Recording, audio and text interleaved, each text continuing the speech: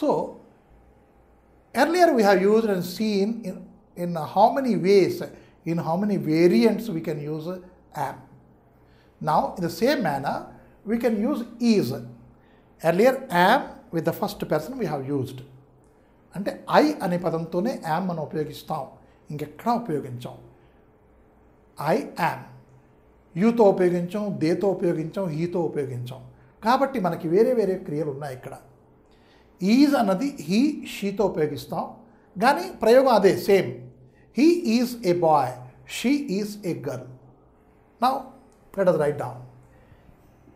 He is a boy. Here comes his natural existence, and now he is a student. He is a student. Here it comes his social standing. In a society, how he stands is he is a student. That way we are telling. And next, bodily how he stands. He is dark. Say, he is dark. Earlier I used I am strong. Here he is dark.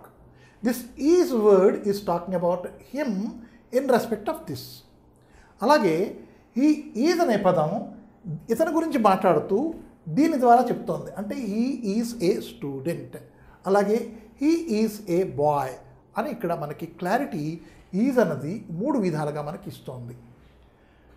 మనం దీన్ని ఎందుకు నేర్చుకుంటున్నాం అంటే, మనం ఒక మనిషి గురించి చెప్పాలి అంటే మనం ఇలా చిన్న చిన్న వాక్యాలు చక్కగా చెప్పుకోవచ్చును. ఇక్కడ ఒక బాయ్ అనే పదం ఉపయోగించుకున్నాం, అక్కడ స్టూడెంట్ ఉపయోగించాం, ఇక్కడ డార్క్ ఉపయోగించాం. మిగతా రెండు కూడా ఒకటే. మీరు చూడండి, he is, he is, he is. So ఎన్ని ఎక్కువ పదాలు మనకు తెలిస్తే అన్ని ఎక్కువ పదాలతో అన్ని ఎక్కువ వాక్యాలు మనం రాసుకోవచ్చును, మాట్లాడవచ్చును. అందుకు ఇది మళ్ళీ రిపీట్ చేస్తున్నాను, ఇందాక యామ్తో చెప్పినట్టే. ఈ మూడింటికి కూడా మనం క్వశ్చన్ వేసుకోవచ్చును. అంటే అప్పుడు ఆ ఈజ్ ముందుకు వచ్చి ఈ హీ వెనక్కి వెళ్తుంది. ఎలాగా? Is he A student. This way we can question. Same usage. Is is here after he, and is ఇక్కడ ఉంది, హీ కన్నా ముందు ఉంది. That is before he, before the subject. So the question is formed and its answer is yes or no. Is he a student? We may say yes, we may say no. That is why we are using is in these manners. And next, he is to go. Compulsion. Is used under the compulsion with the usage of to go. He is to go, వాడు వెళ్ళి తీరాలి, వెళ్ళే తీరాలి. He is to earn, వాడు సంపాదించి తీరాలి. He is to study. He is to study. అక్కడ ఒక కంపల్షన్ వస్తుంది. అలాగే ఈ కంపల్షన్ గురించి మనం మాట్లాడుకుంటున్నాం ఈజ్తో. తర్వాత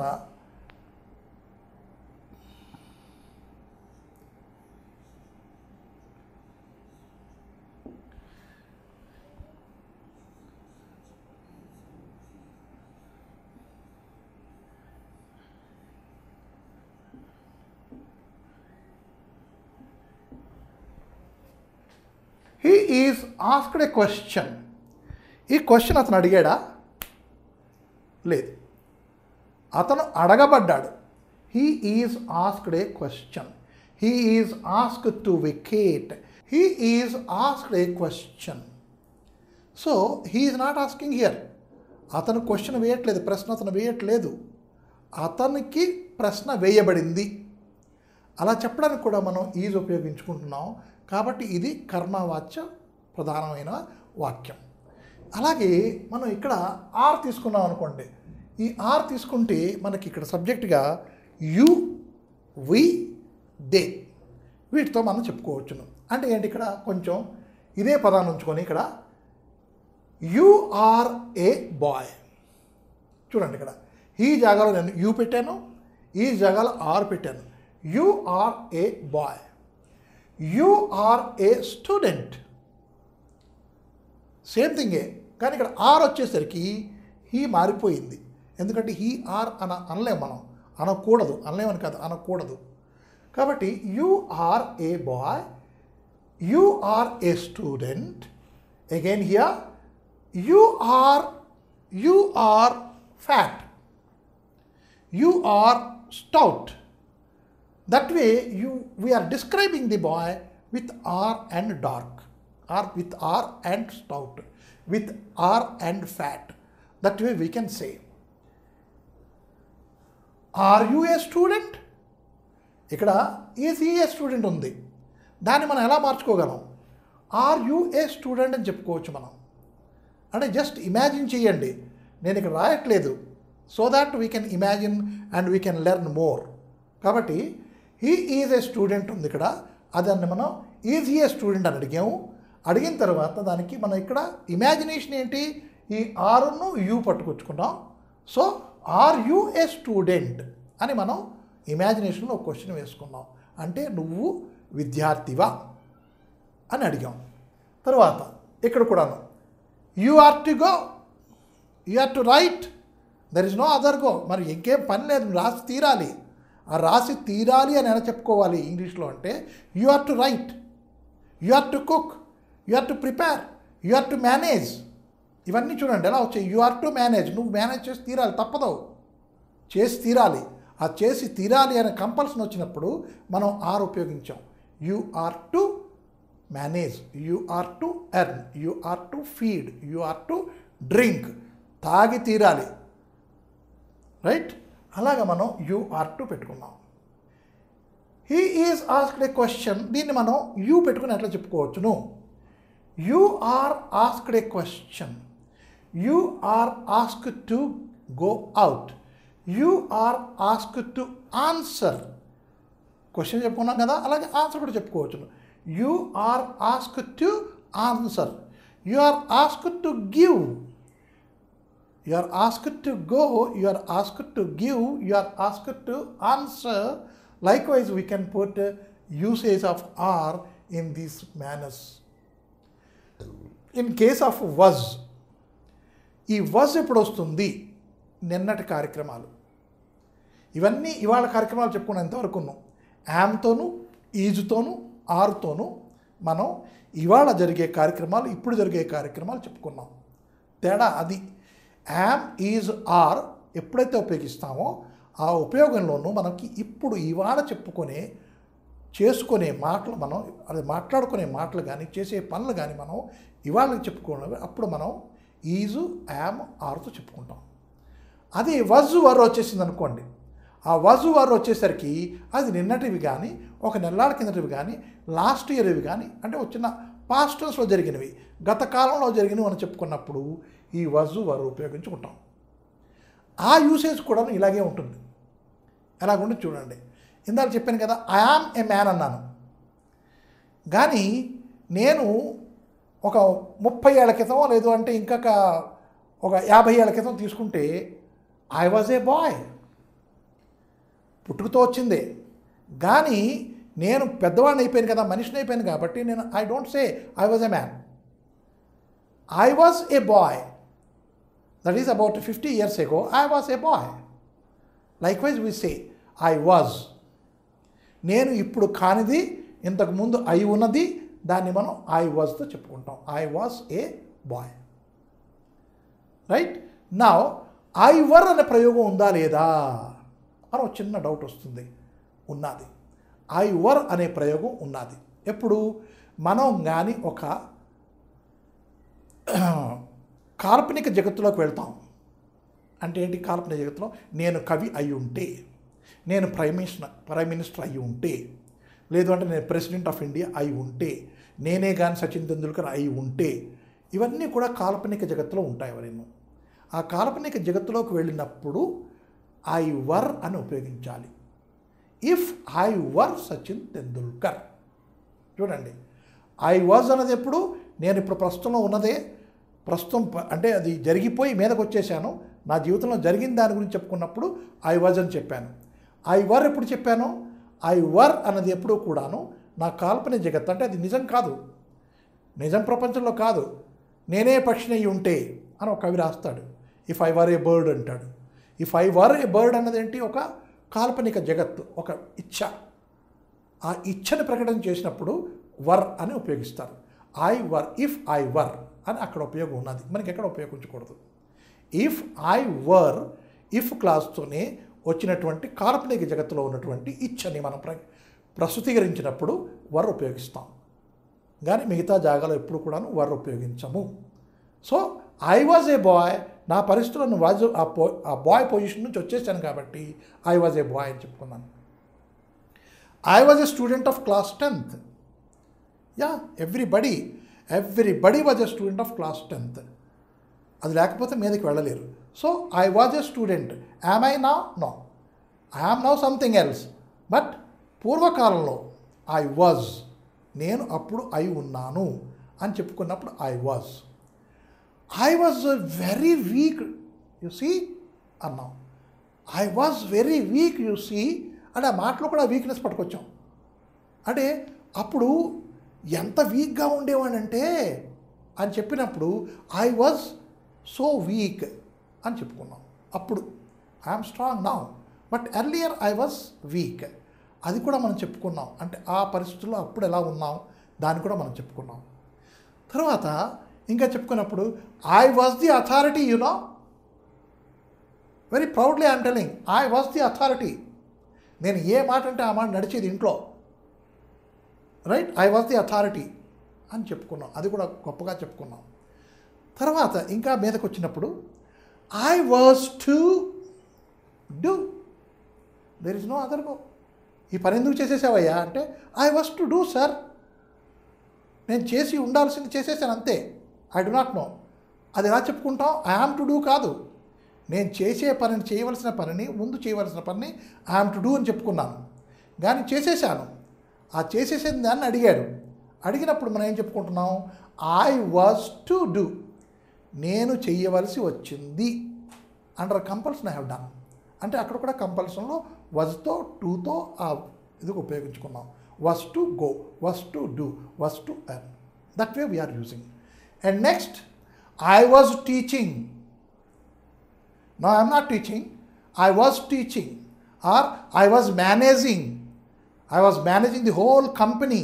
I was managing the taxation department. That way, yesteryears I was that. Now I am not that. అంటే అక్కడ కూడా మనకి చలిత భూతకాలం అని ఉంది. అంటే అది ప్రస్తుతం కానీ భూతకాలం అది చెప్పుకుంటున్నాం. అక్కడ రెండు కాలాలు కలిసినటువంటిది వజ్తో మనం చెప్పుకున్నాం, క్రియతో ఇంకు కలుపుకున్నాం. కాబట్టి I was managing the taxation department. That way we have put it. Now lastly was ఉపయోగం మనం చూసుకున్నాం. అలాగే he was asked to go. I was asked to go. I was beaten badly.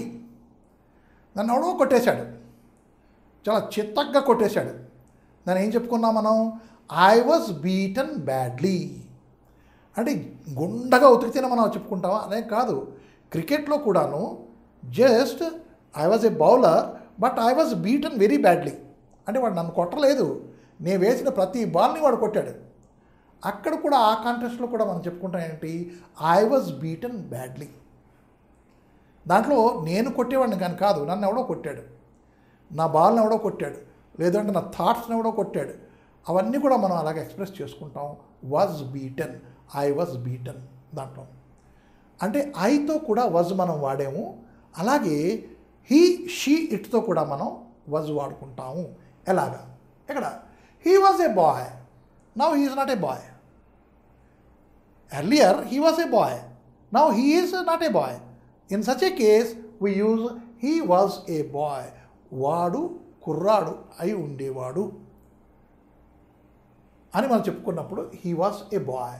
He was a student, he was the best student. You know, టీచర్లు అందరూ గొప్పగా చెప్పుకుంటారు. ఆ student ఎట్లాంటి వాడైనా సరే వాడు మంచి పొజిషన్లోకి వచ్చేసరికి వాడు ఎదురుకుండా పడ్డాడు అనుకోండి అని వెంటనే చెప్పేసుకుంటాం ఏంటి, you know he was the best student. కానీ క్లాస్లో మటుకు వాడిని తిడుతూనే ఉండేవాడు, వేరే వేద పనికిరాడు, ఈజ్ ఎ ఫూలిష్ అనుకునేవాడు.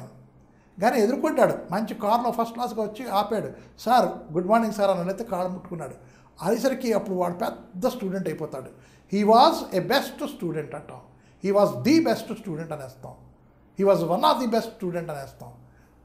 Right sir? అలాగా అప్పుడు ఇప్పుడు కాదు, he is not my student now, he is not a student now, he is somewhere. కాబట్టి he was the best student వాడుకుంటాం. అలాగే he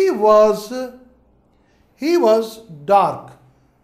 now he had been to foreign land, he has become very fair and so he was dark earlier. ఇప్పుడు complexion మారిపోయింది. So he was dark then. Now I cannot see he is dark అని. So I put it he is bit okay not dark but okay అని చెప్పేస్తాను. అంటే was dark చెప్పుకున్నాం అప్పుడు పాతకాలంలో. నా వాజ్ వచ్చింది, was he A student, was he the best student, that way we can question with was also. Was he A student, was he the best student, that way we can question with was also. And now he was to attend daily 10 hours. వాడు ఖచ్చితంగా 10 గంటలు వాడికి attend అవ్వాల్సి ఉండేది. He was to attend, he was to take medicine, he was to go there, he was to pray. ఈ was to వచ్చినప్పుడు మన ఇందాక ఐతో చెప్పుకున్నాము, అలాగే హీతో కూడాను వాజ్ టు అని ఒక కంపల్షన్ వచ్చేస్తుంది. He was asked to get out of the class. He was the best student and he was asked to get out of the class. అవుతూ ఉంటాయి, బెస్ట్ స్టూడెంట్స్ కూడా అప్పుడప్పుడు రిలేట్ అవుతూ ఉంటాయి. So he was asked by whom? By the teacher. The person asking is the teacher and the person who is going out. So he was asked to go out of the class. అలాగ మనం was కూడా ఉపయోగించుకున్నాం. ఇలాగే వర్తో కూడా మనం ఒకసారి చెప్పేసుకుందాం. సేమే usage సేమే ఉంటుంది, కానీ అక్కడ ప్లూరల్ ఉండాలి. యూ కానీ దే కానీ వీ కానీ ఉండాలి వర్తో. ఇందాక ఆర్తో చెప్పుకున్నట్లా అలాగే ఇది కూడాను we are, they are, you are, అలాగే they were, you were and we were. ఆ మూడింటి కూడా ఒకలాగే వస్తాయి, ఆ యూసేజ్ కూడా ఒకలాగే ఉంటుంది. కాబట్టి ఇప్పుడు మనం ఒక ఏం చెప్పుకున్నాం ఇవాళ? ఈజ్, ఆర్, వాజ్, వర్, వీటి తాలూకా యూసేజ్ ఎట్లాగుంటుంది, ఎలా యూజ్ చేస్తే దాని అర్థం ఏంటో వస్తుంది మనం చెప్పుకున్నాం. దీన్ని మనం కానీ జాగ్రత్తగా ప్రాక్టీస్ చేసుకుంటే మన మాట్లాడడంలోనూ సగ భాగం రైట్గా మనం కరెక్ట్గా మాట్లాడుకుంటాం. అందుకు ఇవన్నీ చెప్పానమాట. ఐ యామ్ టు గో అని మనం ప్రాక్టీస్ చేసుకున్నప్పుడు ఐ యామ్ టు గో తీసేసి ఇంకేమి పెట్టుకున్నా సరే అది మన ప్రాక్టీస్లోకి వచ్చేస్తుంది. నేను వెళ్ళాలయ్యా తప్పదు, వెళ్ళాలయ్యా తప్పదు అన్నప్పుడు ఐ యామ్ టు గో. నన్ను వాళ్ళు పిలిచారు, I was called, I am called. Right? He is called, he was called, you are called, you were called, they were called, they are called. ఇలాగ మనం ప్రాక్టీస్ చేసుకుంటూ ఉండాలి. ఇలా మనం ప్రాక్టీస్ చేసుకుంటూ ఉంటుంటే అది ఆ భాష అన్నది మనకి పట్టుబడిపోతుంది. పట్టుబడిపోతే మనం మాట్లాడుతూ హాయిగా చక్కగా మాట్లాడుకుంటాం అండ్ కరెక్ట్గా మాట్లాడుకుంటాం. ఇది ఎంతవరకు ఈ 4 గురించి మనం చెప్పుకున్నాం. తర్వాత ఇలాంటివి ఇంకా ఉన్నాయి. ఆ తాలూకా యూసేజ్ ఎట్లా ఉంటుంది, వాటి పర్పస్ ఎట్లా ఉంటుంది, మనం యూజ్ చేసిన తర్వాత దాని పర్పస్ ఏమిటి, ఆ వాక్యంలోనూ ఆ పదం ఉన్న చోట ఆ పదం ఎందుకు ఉంది, అదే ఎందుకు వాడాలి అక్కడ అని మనం చెప్పుకుంటాం.